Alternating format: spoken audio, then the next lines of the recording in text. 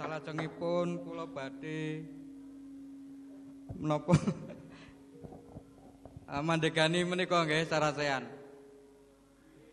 Sebenarnya untuk sarasehan tidak usah terlalu serius. Jadi memang untuk wayang kita memang ada nuansa sakral gitu ya. Dan ini juga sudah diawali dengan suasana guyon parikena oleh Dalangki Dr. Purwati M. Hum. Tentu tidak perlu saya ulangi siapa yang menjadi narasumber, tetapi menurut dalangnya itu masing-masing beliau diberi waktu 7 menit gitu. Nah, inilah keunikan dari format seni budaya malam ini. Kita seperti memasuki sebuah cerita berbingkai ya. Untuk selanjutnya mungkin dari siapa dulu? Bapak Dr. GG Imam Yuliawan mewakili Bapak Parnihadi dari Dompet Duafa. Semoga Pak. Assalamualaikum warahmatullahi wabarakatuh. Mohon izin Ki Dalang, saya ke depan biar lebih dekat, ada video yang mau diputar Pak Wakil.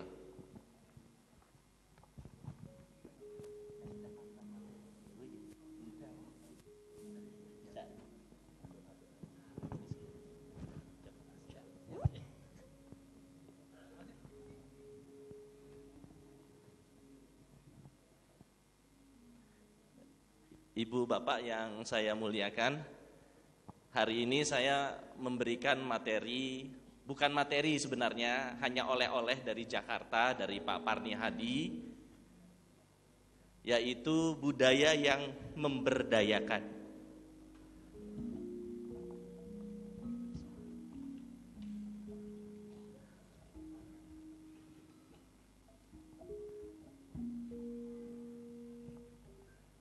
Slide, klik. Ini pesan dari Pak Parni. Assalamualaikum warahmatullahi wabarakatuh. Saya Parnihadi, wartawan, inisiator, pendiri dan ketua Dewan Pembina Yayasan Dompet Duafa Republika. Bapak, ibu-ibu, saudara sekalian, teman-teman yang sangat saya cintai.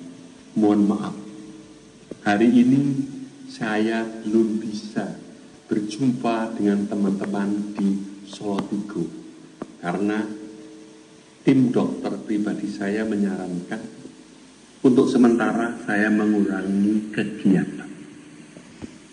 Saya berharap acara gelar seni budaya di Solotigo malam ini menjelang akhir tahun 2016 memaknai pendirian sebuah pusat studi budaya di Solotigo. Menurut saya, budaya berfungsi 7M. 1. Menghibur. 2. Mendidik. 3. Melayani. 4. Mencerahkan. 5. Mengilhami atau memberi inspirasi. 6. Memberdayakan atau menghidupi atau memberi rezeki. Dan 7. Menyembah ilahi. Detailnya akan disampaikan oleh Direktur Dompet Duafa Filantropi Dr. Egi Imam Yuliawan, anak saya. Bapak Ibu sekalian, mohon maaf saya belum hadir saat ini, tapi insya Allah hati saya selalu bersama Bapak Ibu sekalian.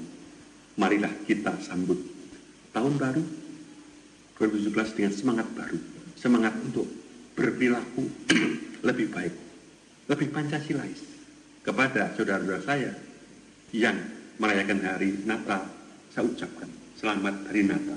Semoga Anda sekalian lebih sukses dan bahagia. Mari kita jaga negara Kesatuan Republik Indonesia yang berdasarkan Pancasila. Sekian, terima kasih. Nuwun, nuwun, nuwun. Assalamualaikum warahmatullahi wabarakatuh. Ini sedikit memperkenalkan apa itu dompet duafa, dan film ini yang membuat bukan dompet duafa, Ibu Bapak. Film ini yang membuat pemerintah Filipina pada saat dompet duafa mendapatkan penghargaan Ramon Magsaysay Award. Ramon Magsaysay adalah penghargaan Nobel tingkat Asia yang diberikan kepada dompet duafa di tahun 2016. Untuk Indonesia yang pernah mendapatkan Ramon Magsaysay Award untuk lembaga baru hanya 2. Tahun 2014 adalah Komisi Pemberantasan Korupsi atau KPK. Tahun 2015 Indonesia tidak mendapatkan. Tahun 2016 pemerintah Filipina memberikan kepada dompet duafa.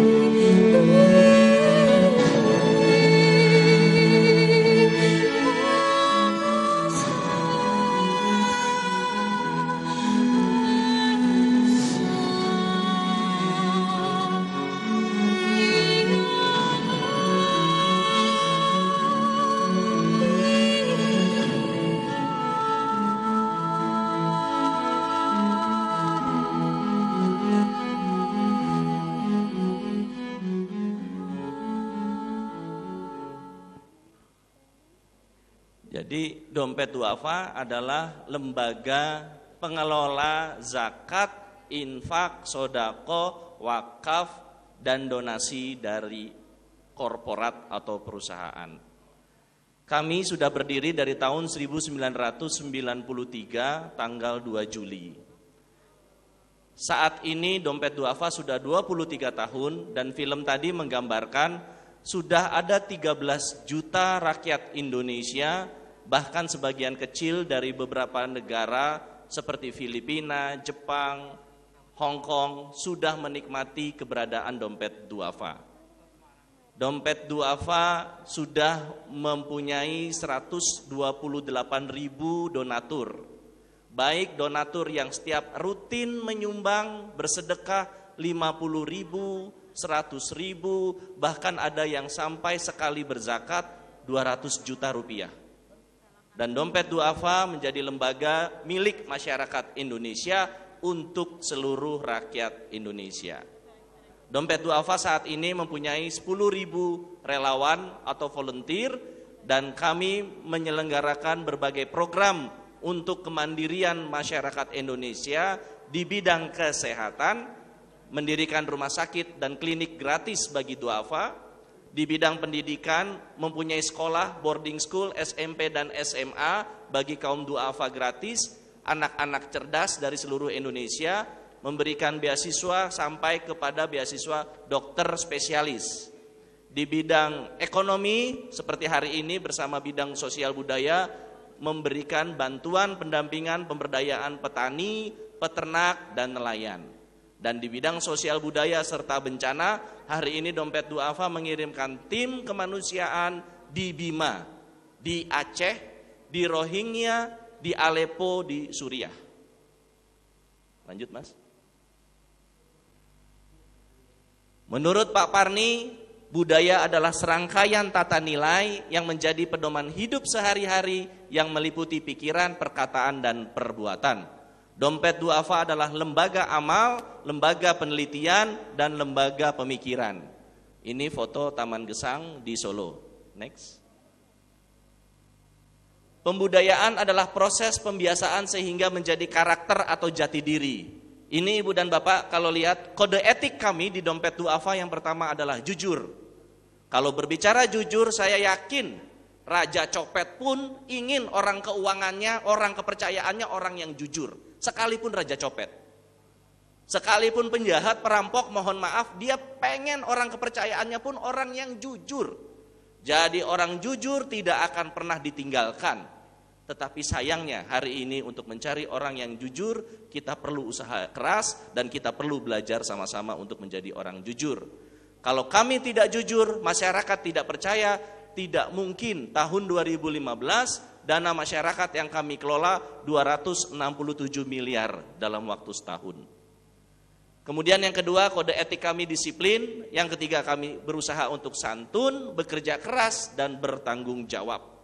Saya sebagai dokter gigi, begitu bergabung ke Dompet Duafa, sudah harus menerima konsekuensinya. Dulu saya bisa praktek setiap hari sebagai dokter gigi, sekarang tidak.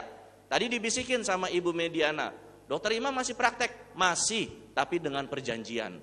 Udah gitu, selain dengan perjanjian, paket saya pun khusus, Ibu. Saya punya paket khusus bagi teman-teman yang mau berobat dengan saya. Paket khususnya adalah cabut 2 gratis 1. Gimana Pak? Cabut 2 atau kemahalan, cabut 1 gratis 1 Pak. Buy one get one. Etos kerja kami cepat, cermat, tepat, hemat, bermanfaat, dan bermartabat. Next.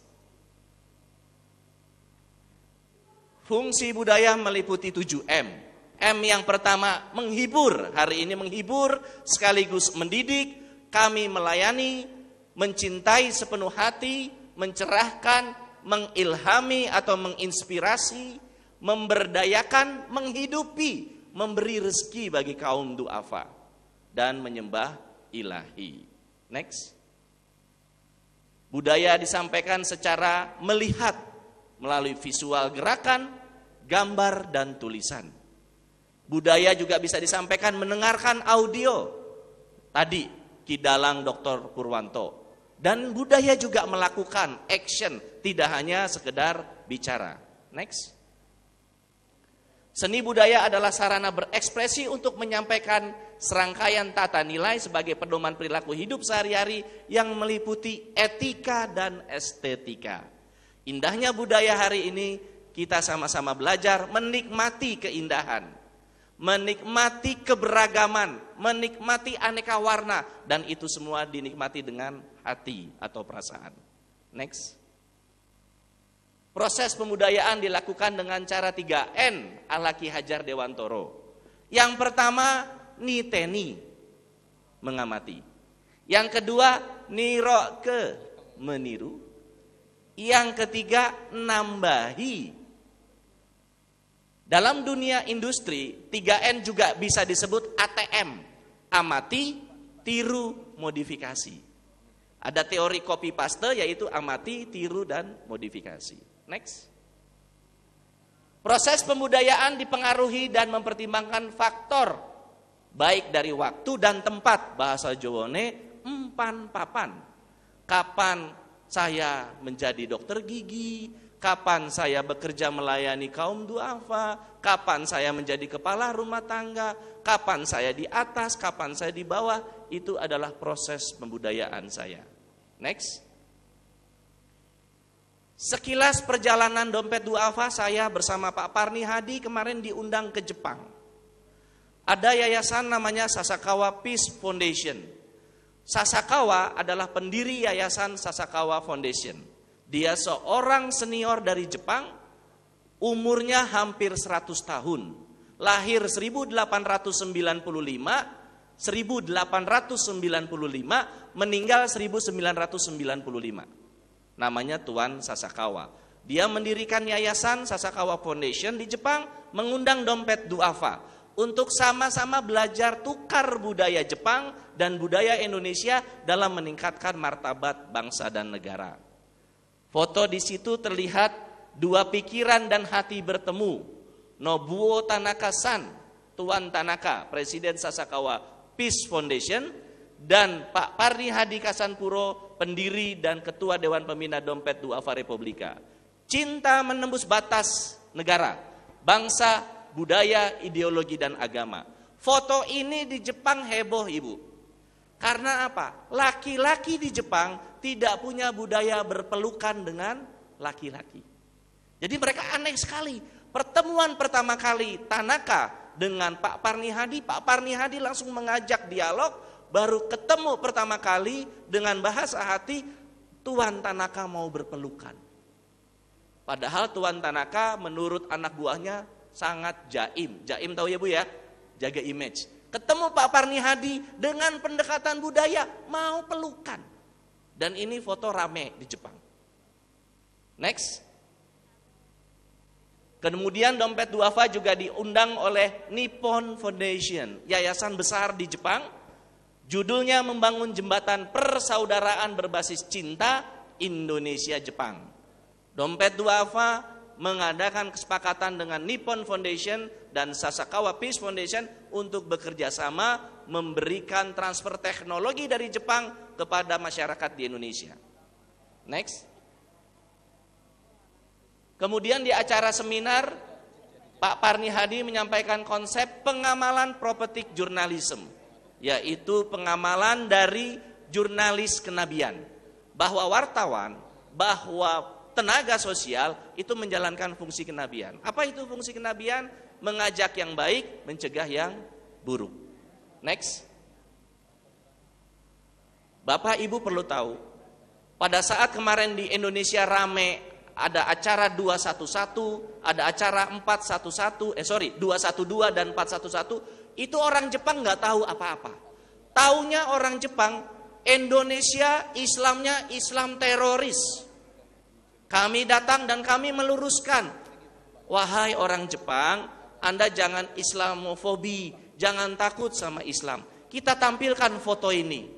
7 juta orang kumpul di Jakarta. Tidak ada tanaman yang rusak, tidak ada orang yang cedera, tidak ada kerusuhan, rukun dan damai, unjuk rasa. Unjuk rasanya adalah menuntut keadilan mayoritas, bukan anti Cina, bukan anti agama tertentu, tidak ada urusannya. Demonstrasi ini adalah demonstrasi untuk menuntut keadilan bagi kaum mayoritas. Dompet duafa hadir di sana dengan membuka mobil pelayanan medis, yaitu mobil pijat. Bagi peserta unjuk rasa yang capek, bisa pijat gratis. Yang memijat adalah relawan-relawan dompet duafa, mereka adalah tunanetra. 100 tunanetra bergabung dengan dompet duafa, menyerahkan tenaganya untuk memberikan pijatan kepada peserta unjuk rasa. Mereka percaya karena film ini kita putarkan, ini loh demo terbesar di dunia, menyanyikan lagu Indonesia Raya, memecahkan Guinness Book of Record. Rekor dunia ada di salah satu negara di Eropa, yaitu menyanyikan lagu kebangsaannya sebanyak 2 juta orang.